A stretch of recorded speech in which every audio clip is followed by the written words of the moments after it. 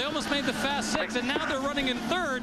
I think all those expectations have changed. Now they're trying to do the best they can to potentially get a victory, and they have the potential here. Remember, they've got a great driver. They now have an engineer that they know they haven't worked together. They like a lot. It'll be interesting to see how the rest of this race shakes out for Tony Kanaan. And they're running that famous number 82.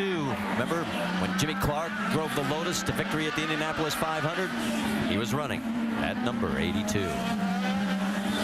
Just a little bit behind Tony. Justin Wilson in fourth. Then Will Power running in fifth. Alex Tagliani has a great run going up into the sixth position. And Rafa Matos, remember he was, well, basically 2 weeks ago just finding out he was going to have a ride. He's in that number 17 running in the seventh position.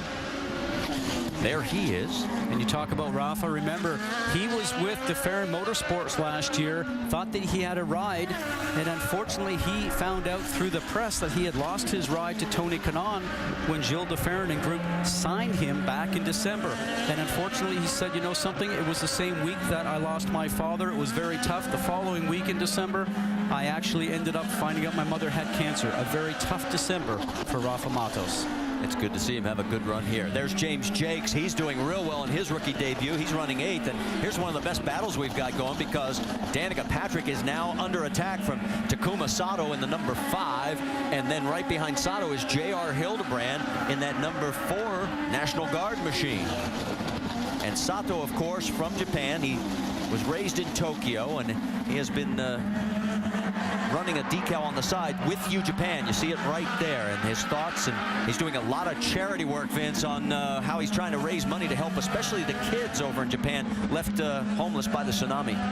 That's right, Marty, carrying that message, as you indicated, with You Japan in support of the campaign to aid victims for the earthquake and tsunami tragedy. It's part of an overall fundraising initiative involving IndyCar drivers, and Sato spoke and thanked all the drivers for their continued support after the drivers' meeting today. Deeply affected and saddened by what's happening over in Japan. Rick DeBrule?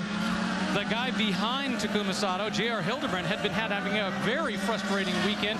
They just didn't seem to be able to put it all together. As you see the car coming up behind them, they couldn't put it all together. This morning, they decided to go back to last year's settings. Inside. There you see the number 9 car. Going by. They decided to go to last year's settings, and as a result, they jumped up much better during the morning warm-up, and during the race, not only were they able to move up as a result of all the problems, but he's been able to pass people. So it's been a much better feeling today compared to where it was the last 2 days. And right behind him, you're on board with Charlie Kimball, another one of the rookies, and you saw him try and make the move there on J.R. Hildebrand and then think better of it. But what a great story about Charlie. Not the fact that he has type 1 diabetes, he discovered that mid-season back in 2007, but the fact that he is able to race. And it's an interesting story on how he is able to keep in control of his blood sugar level. And you see that little device, circle it for me, Scott, right there on his steering wheel. That actually monitors his blood sugar.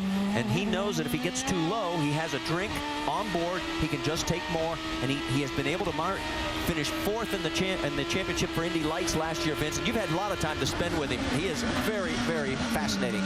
Well, as you see him take a look inside there, he takes 5 to 6 insulin injections a day, Marty. And you mentioned and actually circled it there, the device that shows his body data, if you will, along with the car data. But he has a self-implantable device in his body that transfers that data onto that device so he can see that on his steering wheel. Very technical. Novo Nordisk, the global diabetes healthcare company sponsoring his car, they manufacture the insulin and the delivery device that he takes.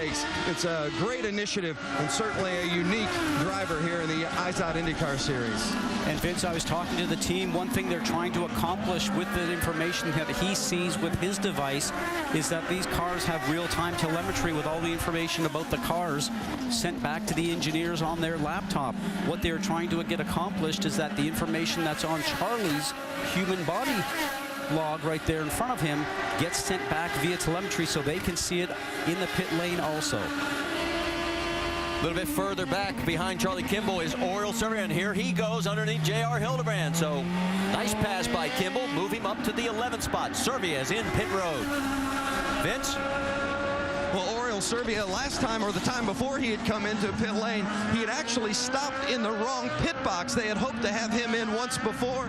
He was not able to get the pit stop on that initial occasion, so this time making his way to pit lane, getting the tires and fuel that he needed. Good job running there, Vince. We could tell you were hustling to get down there, buddy. Servia in 14th spot right now. Vitor Mira, the last car on the lead lap. There is your race leader.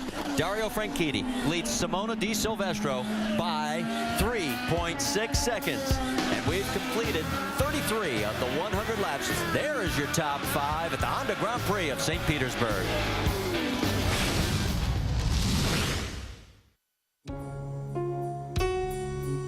For 125 years, Sunoco's been propelling people forward to their destinations and to their victories. And as of 2011, we'll do the same for some of the world's greatest drivers as we become the official fuel of Indycar.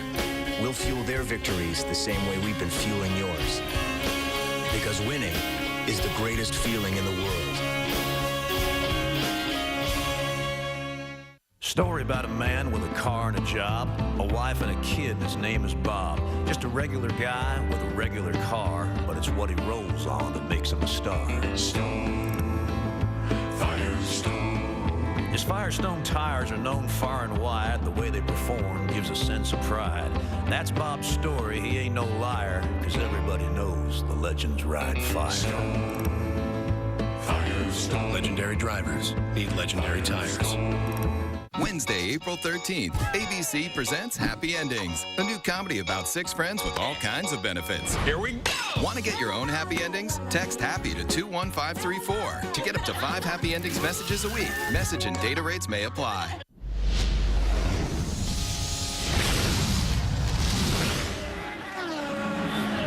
Pit stops have begun here under green. Vince. There's Danica Patrick. You see the crew making the changes on her race car. Fuel and tires. She's on the reds. The 7 of Danica Patrick. She was running in the 12th position. Right side of your screen is the race leader, Dario Franchitti, and Takuma Sato came in right behind her, and he gets out ahead of her. So he picks up a spot courtesy of his pit crew. And for Danica Patrick, it looked like he also put a turn of front wing in her car, so she's looking for a little bit more front grip. 35 complete. The information going to Dario Franchitti, who's been leading this event aboard his target machine. But Di Silvestro has been amazing. And then Tony Kanaan, new team earlier this week, Marty, not amazing. And he is got a very close Will Power right behind him in hot pursuit. Will's car does not look to be planted on the ground like it did the first couple of days. He's going to try and have a look on the inside of Tony Kanaan going into 4, but Tony is just as aggressive as Will Power. Watch Will's hands right now. Before yesterday, very smooth. He's rolling through these turns, carrying the speed all the way through mid-turns. Does not look like he can put his foot on the gas. Now the red tires that he's aboard, you can see the red wall on those tires themselves. They do start to fall off the longer you run them. The car just might be losing overall grip right now. Maybe can't get power down to be able to keep up with Tony, who seems to be stretching away from him at this point. Everybody in the top 10 right now is on the alternate red. That is a softer compound. Gives you more grip, but it also fades quicker. There's the gap between first and second. Dario Franchitti, his time over Simona Di Silvestro, 4.07 seconds. There is third and fourth, Tony Kanaan and Will Power. Then Justin Wilson coming through in the 5th spot, 9 seconds behind the race leader. We can tell you now officially Ryan Hunter-Reay, Mike Conway, and Marco Andretti are out of this race. And the bad news for Andretti Autosport, that's all 3 of their cars. Only Danica Patrick remains.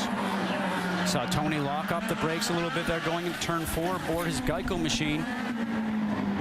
There again, tires could start to be losing their grip a little bit. Under braking also, it's line dependent. Drivers try to find a spot that's on the course where the car spends more time in contact with the road. With the bumps around here, you look for that as a driver. You try to find the perfect line. Then you have to be able to hit it lap after lap after lap. If you move over 6 inches, it could be enough to put you on a bump and lock the wheels up, which might have been the case there for Tony. As they come around, Looks like Tony Kanaan's going to peel off, and it looks maybe as Simona Di Silvestro also may have pulled off down pit road. There is Simona, Vince. It's been a terrific run for Di Silvestro so far. They're going to take off the reds and put on the blacks. Simona Di Silvestro started 17th. She is now second. Decides to go from reds to reds. At first they had blacks on the wall. They decided to change their mind.